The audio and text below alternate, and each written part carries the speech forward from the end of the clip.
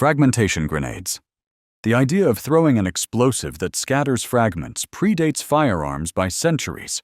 Early Chinese texts from the Ming era described bombs packed with pellets and shards, but the modern hand grenade took shape in the industrial age. The British No. 36 M. Mills bomb of 1915 set the template for a compact casing around a bursting charge, and the U.S. Mk-2 with its distinctive segmented pineapple followed in the Second World War. American practice moved to the M26 Lemon after the war, and then to the spherical M67, designed in the late 1950s and adopted in 1968. The Soviet F-1, derived in part from French concepts, filled a similar role across the Warsaw Pact and lingered in post-Soviet stocks. Nicknames grew alongside the hardware. The M67 is often called the baseball grenade for its size and throwing feel. The Russian F-1 picked up Limonka the Little Lemon. Civilian conversation often calls the fragments shrapnel, though that word properly refers to a specific 19th century shell.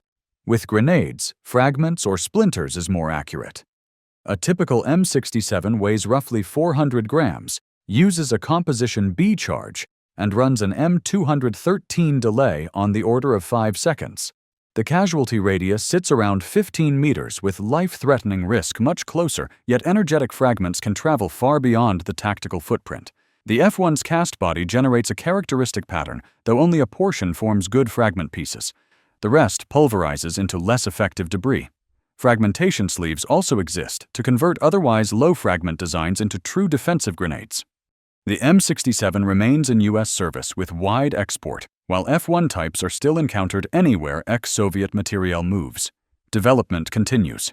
The U.S. Enhanced Tactical Multi-Purpose Grenade can be configured for fragmentation or concussion, a single body intended to replace separate roles. Concussion grenades. A different problem neutralizing opponents without lethal fragments drove the development of stun grenades in the late Cold War.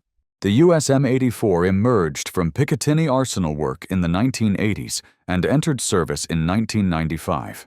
It uses a small energetic charge and a vented steel sleeve to produce a short, intense burst of light and pressure.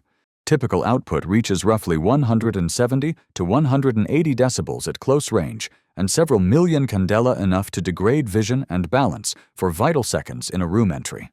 The casing is engineered to vent rather than fragment, yet the device remains hazardous at close distance and in cluttered interiors. A short-time delay fuse, often the M201A1 with roughly 1 to 2 seconds, supports synchronized team movement. Variants in other countries reached similar goals with different trade-offs. Post-Soviet models such as Zarya 2 and Zarya 3 appear in police and internal security roles. Reports from Armenia in 2024 described injuries consistent with casing fragments, an illustration that design detail governs actual risk. The M84 is standard among U.S. forces and common in special operations units and SWAT teams abroad. Procurement agencies continue to weigh improvements in ignition chemistry and casing geometry to preserve disorientation while cutting the chance of permanent injury. Smoke grenades. Thermite appeared as a metallurgical tool in the 1890s and quickly found military uses. The principle is simple and brutal. A metal oxide and metal powder react exothermically to produce molten metal at extremely high temperature. The U.S. fielded the M9 incendiary grenade during the Second World War. After a designation conflict, the standard settled as ANM-14-TH3. The form is a thin steel cylinder with a pyrotechnic delay. Rather than detonate, it burns downward and pours a jet of molten product onto the target. The composition reaches temperatures around 2000 degrees Celsius, which will eat through thin steel fuse moving parts and render a weapon or engine beyond economical repair. Burn duration sits on the order of half a minute. Thermite has no blast effect to speak of, so placement and contact are everything. The grenade frequently appears in denial tasks, destroying optics, cracking receivers, or melting breech components to keep material from capture. Production of ANM-14 OCI-3 continued through the Cold War, paused in the 2010 and resumed in 2023 at Pine Bluff Arsenal. Specialized variants tailored for maritime special operations also existed. Modern conflicts have added a remote delivery wrinkle. Small drones can drop thermite charges onto vehicles' ammunition stacks or radar equipment without a grenadier closing the distance on foot. White phosphorus grenade. Tier agents entered public security work in the early 20th century with CN, which later gave way to CS in the 1950s. CS proved more effective and persistent. It induces tearing, coughing, chest tightness, and disorientation, then dissipates with air and decontamination. Grenade bodies evolved from simple canisters that could be thrown back to multi-port designs and pellet scattering types that complicate return throws. Training practices integrated CS deeply into military life. Gas mask drills require recruits to don clear and reseal masks under exposure because confidence in the seal matters when seconds count. Field models exist for hand throwing and for launchers ranging from compact riot guns to 37-66mm systems. A continuous discharge grenade typically spreads a couple of ounces of agent over tens of seconds to deny access to a doorway, stairwell, or alleyway. Legal treatment is unusual. Under the Chemical Weapons Convention, tier agents are prohibited for battlefield use, but permitted for domestic law enforcement within strict rules. That separation explains periodic controversy when riot-control agents are used in combat zones, where distinctions between police action and military action blur. Thermobaric grenades. The Mk.3 offensive grenade appeared in 1918 for trench assault, where fragmentation threatened friendly troops at close distance. Early bodies used cardboard or laminated paper, with crimped metal ends deliberately minimizing casing fragments while relying on the pressure wave to neutralize enemies in confined spaces. The line evolved through Mk3, Mk3A1, and the Mk3A2, an asphalt-impregnated fiberboard cylinder filled with TNT and fired by the M206 series fuse. Concussion grenade describes the effect, but demo grenade also entered vernacular because the same characteristics helped in field destruction tasks. Even these blast grenades could create secondary fragmentation if detonated near gravel, glass, or timber. The Mk3A2 weighed just under a pound with a delay around 5 seconds. It served across the U.S. Army and Marine Corps from the Second World War through Korea and Vietnam. The series was withdrawn after 1975 due to safety concerns tied to materials used in the fiberboard, leaving the M67 frag as the general issue lethal hand grenade. Today, blast-only hand grenades survive mostly in specialized military and law enforcement settings, while multi-mode designs under development aim to restore the offensive-defensive switch in a safer package. Stun grenades. The Second World War produced the ANM-8 HC smoke grenade for ground-level obscuration and signaling. HC references the hexachloroethane mixture that reacts to generate dense white smoke. The simple steel body with a pull-ring igniter made it convenient for infantry and vehicle crews to mark landing zones, screen a street, or guide fire. The same chemistry created a drawback. Zinc chloride fumes irritate the respiratory tract, so doctrine discouraged use in confined spaces. Training manuals preserved a practical trick. In emergencies, soldiers could open the base light the filler and throw it without the fuse if they needed smoke immediately. The canister runs hot, and it can ignite dry vegetation or trash if used carelessly. Special-purpose variants existed for maritime units. Work at China Lake tailored versions for faster burn and denser plumes to fit Navy needs. By the end of the 20th century, the ANM-8 was declared obsolete in U.S. service. Colored smoke moved to the M18 series, while white obscuration went to the M83, which uses terephthalic acid rather than HC. The M83 burns for a shorter period, but does so with a cleaner plume that better suits modern health standards. Incendiary phosphorus. White phosphorus is pyrophoric. Freshly exposed surfaces ignite in air. Armies adopted it early as a smoke and incendiary agent, and purpose-built grenades appeared during the First World War. Britain's No. 76 phosphorus grenade, American M15 hand grenades, and a wide family of artillery and mortar rounds followed in the next war. The reason for persistence is straightforward. On a per-weight basis, phosphorus produces rapid voluminous smoke and adheres to surfaces while burning very hot. A typical M15 hand grenade used a sheet metal body and a substantial WP filler with a 5-second delay fuse. The bursting radius demanded firm cover for friendly troops. The burning particles were fully capable of inflicting catastrophic injury. Field use covered multiple roles: instantaneous smoke for a street crossing, anti-personnel effects at close range, and marking for artillery or air attack. Tank-launched smoke rounds using WP could also force crews to button up or even bail out if ventilation systems drew in fumes. WP's operational history did not end with the mid-century wars. It appeared in Korea and Vietnam, then in later conflicts in the Falklands, Chechnya, Iraq, Afghanistan, Syria, the Caucasus, and Ukraine. Contemporary Western forces maintain WP in larger munitions, such as 155mm shells. Many armies retired hand-thrown WP grenades and shifted to red phosphorus and plasticized formulations that reduce fire risk while retaining screening utility. Law and policy draw a distinction.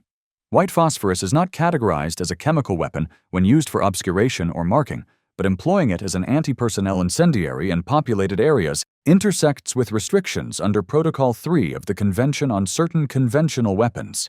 That tension explains much of the public controversy when the agent appears near civilians.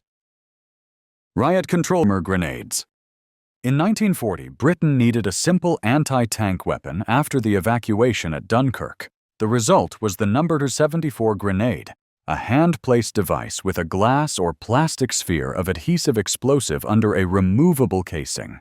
A spring-loaded striker initiated a short delay. Soldiers pulled the outer shell, pressed the sticky sphere to the target, and retreated before detonation.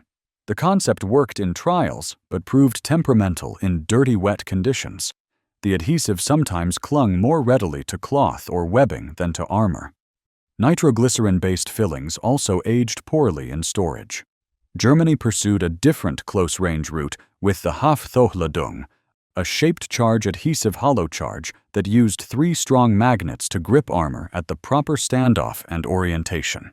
The shaped charge gave reliable penetration regardless of slope because the magnetic mount held the axis perpendicular to the plate. The trade-off was weight. A typical Hafthochladung weighed several kilograms, which limited the user to an ambush or a quick sprint from cover. Both families demanded suicidal proximity in the age of rapid-fire guns and coaxial machine guns, so they supplemented rather than supplanted emerging rocket systems. Post-war, they faded from inventories as shaped charge rocket launchers improved. The magnetic charge idea survived in naval limpet mines and specialized demolition kits, and the shaped charge principle matured into the modern heat warhead, found in everything from rifle grenades to anti-tank guided missiles. Launcher-only fuel-air grenades.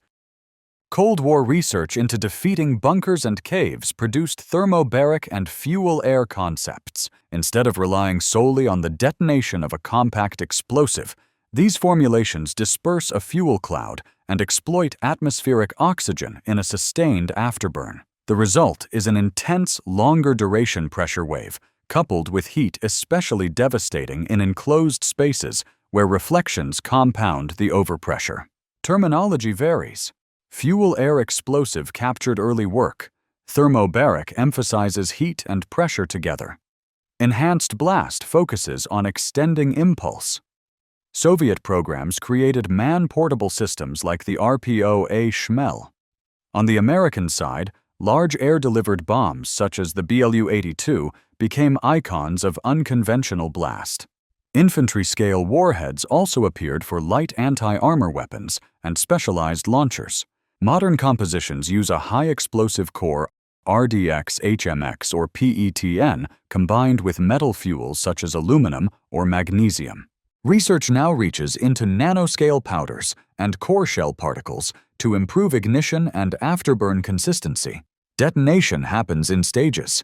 An initial shock disperses the fuel-rich mixture.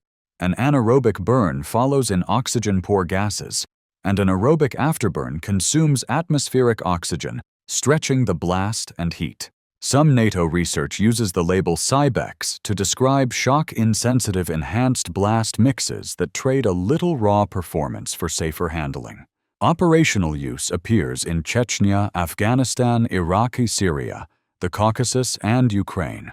Legal debate persists because blast effects inside buildings and tunnels can be indiscriminate, but these munitions do not fall under the prohibitions that govern chemicals or persistent incendiaries. Anti-grenades.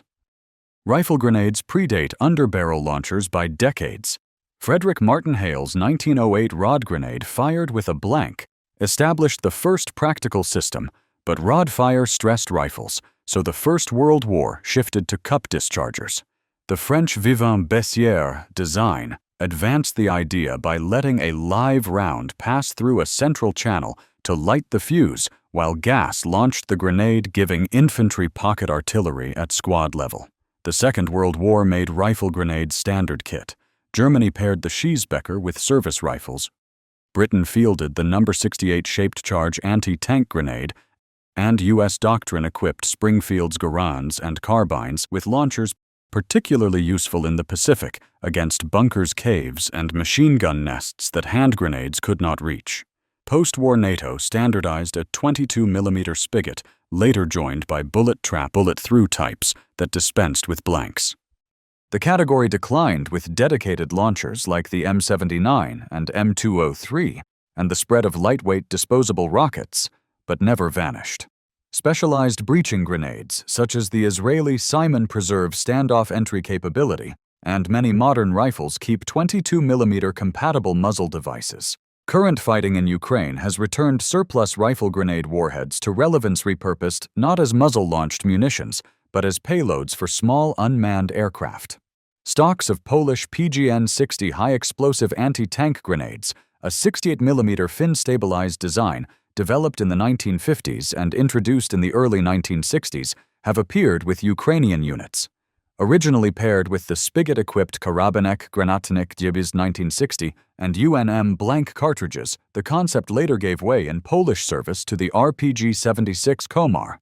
In Ukraine, PGN-60 bodies are adapted as FPV warheads or harvested for explosive content rather than fired from rifles. Reported penetration runs on the order of 160 to 200mm of rolled homogeneous armor with both impact and graze-sensitive fuses seen in the field. Polish KGN anti-personnel rifle grenades have surfaced alongside them. These use a pre-fragmented sleeve with several hundred pieces and are being mounted to 7-inch FPV frames, sometimes with additional plastic explosive.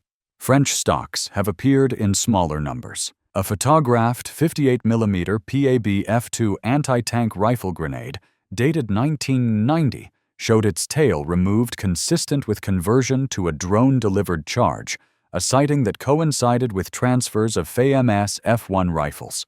The adaptation illustrates why rifle grenades persist at the margins of modern battle, even when their launch systems are obsolete. Compact heat and fragmentation bodies remain useful as modular charges for breaching denial, and now aerial delivery by small teams operating at low cost and high tempo.